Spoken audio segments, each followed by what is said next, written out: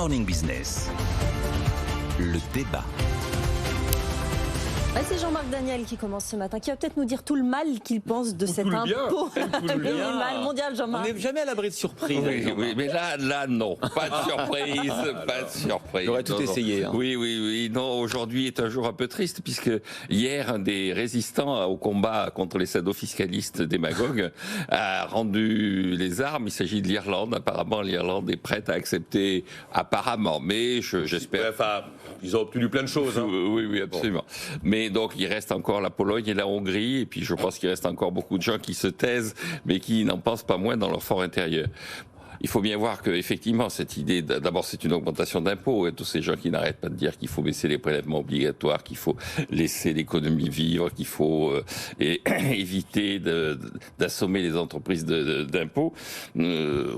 Propose l'augmentation de 150 milliards de dollars de la fiscalité mondiale. Et il ne faut pas se faire d'illusions, 150 milliards de dollars, c'est 0,2% du PIB mondial, ça va se répercuter après en perte de pouvoir d'achat de la population. Parce que quand on prélève, effectivement, au bout d'un moment, les entreprises finissent par le répercuter sur les consommateurs. Alors, ce qu'il y a d'inquiétant dans cette affaire, c'est que d'abord, c'est fait de façon très technocratique, c'est organisé de façon très technocratique, des sommets, G20, OCDE et tout ça. Je rappelle quand même que le fondement même de la démocratie, c'est que ce sont les citoyens qui votent les impôts et que ce ne sont pas des accords internationaux négociés dans des antichambres plus ou moins obscures qui déterminent ce que vous devez payer. Vous êtes responsable de ce que vous devez payer. La deuxième chose, c'est que derrière tout ça, il y a une volonté d'éviter toute forme de concurrence entre les États. Il y a une sorte de volonté de faire une forme d'oligopole fiscal qui empêche l'expression de la concurrence et donc l'expression de l'efficacité économique liée à la concurrence.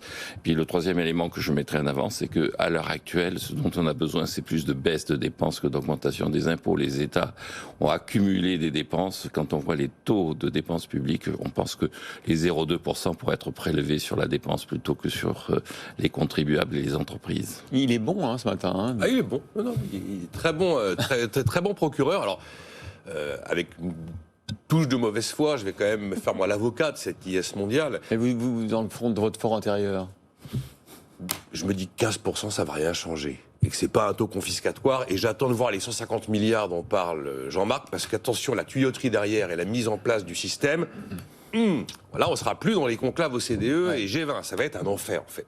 Pas un enfer fiscal, mais un enfer à mettre en place. Après, stopper l'optimisation fiscale hyper agressive à laquelle se livrent certaines multinationales, ça me semble pas être totalement aberrant, parce qu'il est à peu près évident que dans certains cas, elle dépasse les limites. Ouais. Et on parle de multinationales qui, si elles paient un peu plus d'impôts sur les sociétés, c'est pas ça qui va quand même plomber totalement la croissance mondiale, parce qu'on parle bien de celle-ci. Après, on peut imaginer que ça permette d'éradiquer les derniers paradis fiscaux. C'est plus une histoire de cohésion psychologique entre les élites et les populations. C'est une histoire de paradis fiscaux qu'un enjeu économique monumental, mais ça compte. Ça énerve les gens. Et après, les gens, ils sont amenés à voter. Je me dis également qu'on peut rétablir une forme quand même d'équité fiscale entre les entreprises. Vous avez celles qui, compte tenu de leur business, ont la possibilité très facilement de faire des prix de transfert et effectivement de pratiquer l'optimisation légale, ok. Et puis celles qui, de toute façon, ne le peuvent pas et ne le pourront pas parce que leur business les empêche de... C'est bien cet argument de concurrence, Jean-Marc. J'espère que vous y êtes sensible. Attendez, je termine juste. Après, c'est mine de rien un petit marqueur en faveur du multilatéralisme qui a pris un coup dans l'aile récemment. On a quand même pas mal de poussées protectionnistes. Bon, là, il y a une espèce de consensus. Mais encore une fois, 15% vraiment. Alors, en plus, ce sera 15% maximum, puisque c'est la condition que les Irlandais ont obtenue. On a supprimé du texte au moins 15%. C'est 15% épais. Et pas 1% de plus. Franchement, je ne pense pas que ça va totalement changer la face de la fiscalité mondiale.